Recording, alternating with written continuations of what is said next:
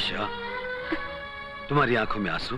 रवि, माँ ने इतना प्यार, इतना सम्मान दिया है कि आंखों में आंसू आ गए। शादी से पहले तुम्हें माँ से कितना डर लगता था, आज देख लेना माँ का असली रूप। सच उषा, मैंने उस माँ की कोख से जन्म नहीं लिया, मगर उसने कभी इस बात का एहसास नहीं होने दिया कि मैं उसका अपना खून नहीं हूं। बस जबान की जरा तीखी है, मगर दिल एकदम शीशे की तरह साफ है। सच रवि। माँ का प्यार तो तुमने देख ही लिया, अब अपने पति का प्यार भी देखना। मैं अपनी प्यारी प्यारी पत्नी को इतना प्यार दूंगा कि दुनिया के किसी भी पति ने अपनी पत्नी को नहीं दिया होगा। Eyebrow brush? कौन सा? ये ओफो, इतने साल हो गए, आईब्रो ब्रश समझ में नहीं आता। लिपस्टिक ब्रश हो?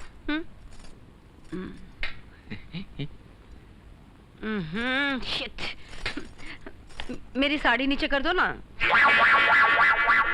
इतनी नीचे तो है, पता नहीं फिर भी ज्यादा नीचे करवा के किसको कमरिया दिखाने जा रही है। शाम कर रहा हूँ भाई, कर रहा हूँ। साड़ी ऊपर करने में, मेरा मतलब है साड़ी नीचे करने में थोड़ा वक्त तो लगता ही है ना। अरे अरे क्या कर रहे हो, पागल तो नहीं हो गए? मैंने कमर से नहीं, पाँव से नीचे करने को कहा है। मैंने सोचा कमर से नीचे करने को कहा। अच्छा, नीचे से करता हूँ। तुम जिंदगी में कुछ नहीं समझोगे, ठीक करो ना साड़ी। राधा, आज तुमको देखकर मेरे को ना एक कविता बोलने का दिल कर रहा है। बोलू? नो, चुप करो, साड़ी ठीक करो, साड़ी। आओ, आओ, ये क्या कर रहे हो? शाम, छोड़ो। हे भगवान, मेरी तकदीर में लिखने के लिए कोई और नहीं मिला जो इस पागल कवि को लिख दिया। जाओ, मैं कहती हूँ जाओ यहाँ से।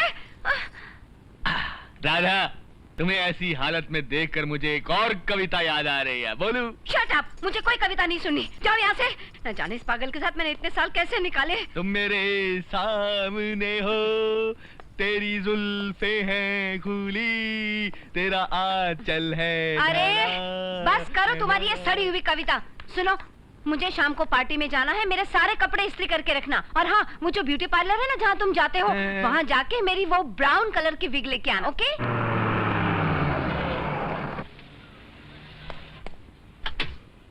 अरे अरे क्या गर्मी है।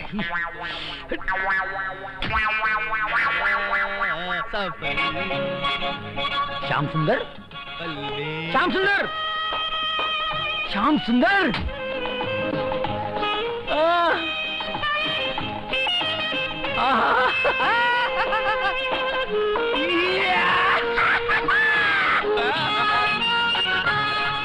ये हाथ में सूखी ब्रेड, ये लेडीज वीग। तू कहीं किसी नाटक कंपनी में भर्ती नहीं हो गया क्या है? जाने दे यार, इस मामले में फिर कोई बात करेंगे। ले ब्रेड खा। फिर कभी क्यों, इतने सालों बाद मिले हैं, ढेर सारी बातें करेंगे। मेरा बंगला बाजू में ही है, चल चल मेरे नहीं पास, नहीं नहीं अर्जुन नहीं। और दरवाजा खोल।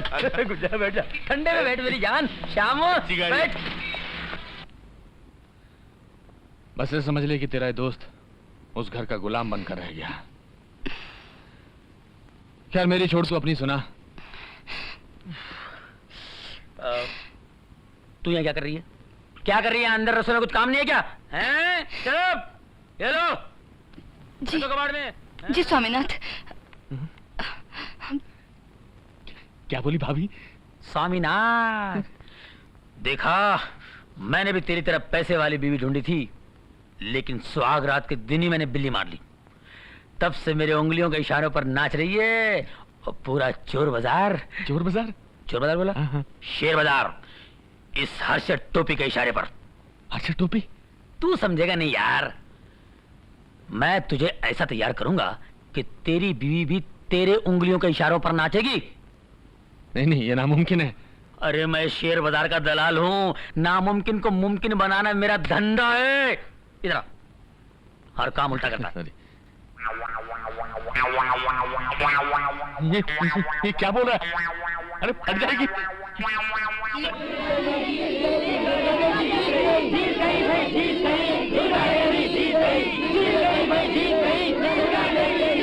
दुर्गा देवी,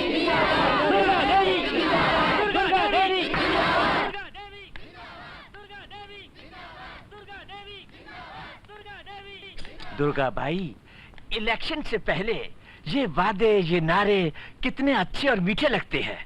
इलेक्शन जीत जाने के बाद यही बातें और यही नारे कितने गंदे और कड़वे लगते हैं। सेवक राम, तुमने कश्ती बनकर कामयाबी के साहिल तक तो हमें पहुंचा दिया, मगर साहिल पर उतरना अभी बाकी है। अरे दुर्गा भाई, साहिल पर उतरना क्या, अब तो आपका सिर्फ चीफ मिनिस्टर की कुर्सी पर बैठना ही बाकी है बस। हाँ, मगर उसके लिए हमें पूरे 50 अपक्ष एमएलए को पकड़ना पड़ेगा, जिससे हमें सरकार बनाने के लिए मेजॉरिटी मिल जाए। सेवक नाम है मेरा, सेवक राम। अरे दुर्गा भाई, वो 50 एमएलए तो चने कुरमरे की तरह मेरी जेब में पड़े हुए हैं। उन सब की दस्तखत वाली लिस्ट एमएलए सावंत के घर पे तैयार हो चुकी होगी। मैं बस यहाँ से गया और वो लिस्ट लेकर वापस आया। सच? बचपन से सिर्फ एक ही तमन्ना है कि सारे देश का धन मैं संभालूं। लेकिन शुरुआत तो इस स्टेट के धन संभालने से ही करनी पड़ेगी ना। मतलब? मतलब तो साफ ही है दुर्गा भाई। चीफ मिनिस्टर की कुर्सी पर बैठने के बाद फाइनेंस मिनिस्टर की कुर्सी पर मुझे ही बिठाना होगा।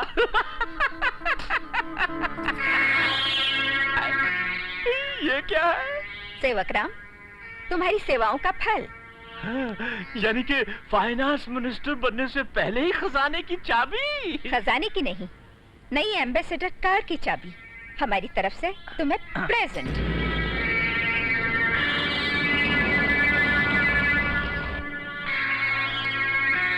नायक तुम यही बैठो, मैं सावंत के घर से लिस्ट लेकर आता हूँ। हाँ?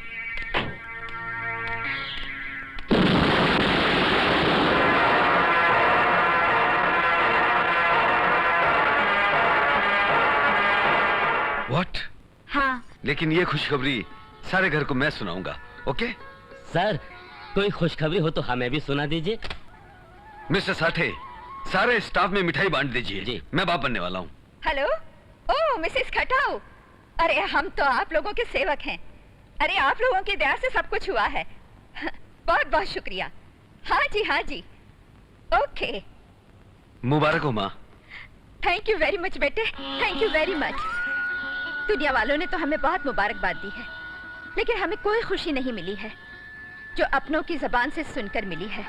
क्योंकि दुनिया वालों की मुबारकबादी में तो उनका स्वार्थ छुपा है, लेकिन तुम्हारी मुबारकबादी में कोई स्वार्थ नहीं है।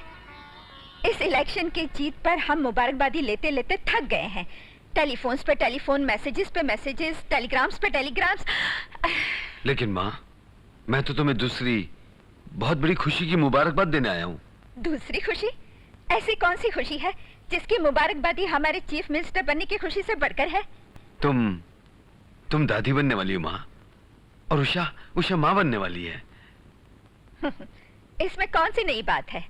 औरत तो पैदा ही होती है माँ बनने के लिए, और फिर दुनिया की हर आम औरत माँ और दादी तो बन सकती है, लेकिन दुनिया की हर औरत मुख्यमंत्री नहीं बन सकती। जानते हो राजनीति में हमें क्या पदवी मिली है? चीफ मिनिस्टर की। हम चीफ मिनिस्टर बन गए हैं। हेलो, ओ लाला जी, शुक्रिया। आपको भी बहुत बहुत बधाई हो। अच्छा, मिस्टर डिसूजा वहाँ बैठे हुए हैं, हमारी तरफ से उन्हें बहुत बहुत बधाई दीजिए।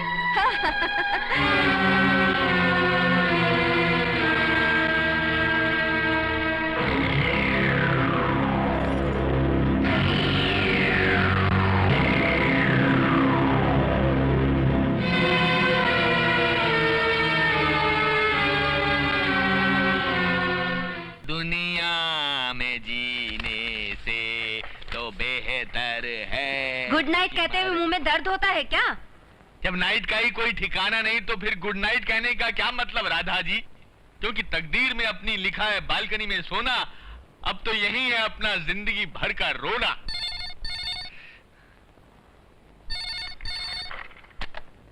हेलो हेलो, शाम है? श्याम? तुम कौन हो? मैं उसके कॉलेज की दोस्त हूँ, जानू। व्हाट? जानू? उसकी कॉलेज की दोस्त? लेकिन आज सजन मोहे अंग लगा ले, जन्म सफल हो जाए, मसाले वाला दूध लाया हूँ धर्म पत्नी जी। लगता है वो इसे रोज फोन करती होगी। फोन के नाम पे देखा कितना खुश है। लगता है इसकी नानी मर गई है।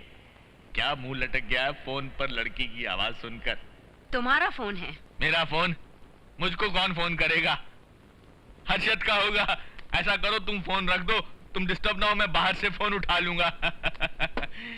गुड नाइट मेरे पिया गए रंगून, वहां से किया टेलीफोन। बाहर से फोन उठाने का मतलब है दाल में जरूर कुछ काला है। लगता है ये पागल कवि उसके पीछे पागल हो गया है। लेकिन मैं भी फोन नहीं रखूंगी। हेलो, कौन? Hi darling, how are you? पहचाना? मैं तुम्हारी जानू। जानू? मैंने तुम्हारे लिए एक कविता लिखी है, सुनाओ। जलते हैं जिसके लिए तेरी आंखों के दिए, ढूंढ लाया हूँ मैं तो फूल भी तेरे लिए। कैसी हो मेरी जानू?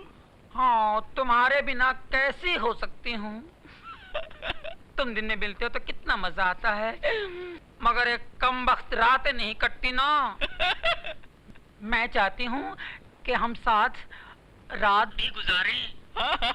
उस दिन में कितना मजा आया था ना डार्लिंग, रात में मिलो ना। मैं भी यही चाहता हूँ पारो कि हम जिंदगी भर साथ रहें, मगर मेरी बीवी मेरा साथ छोड़े तब ना। बीवी साली कुत्ती कमीनी। कमीनी कुत्ती अब रातें भी गुजारना चाहती है। छी, मत लो चुड़ैल का नाम। मैं तो कहती हूँ तुम उससे डिवोर्स ले लो। लगता है मेरे प्यार की हिचकी अभी तक चालू है। तुम ठीक कह रही हो, अब तलाक ही एक रास्ता है। वो मैं कल दोपहर को तुम्हारे पास आता हूँ, हम दोनों मिलकर वकील के पास जाएंगे और तलाक की बात करेंगे। पर जल्दी आना। तेरे प्यार में सारा आलम खो बैठे। तुम कहती हो कि ऐसे प्यार को भूल जाए। नहीं भूलूंगा, मैं आऊंगा।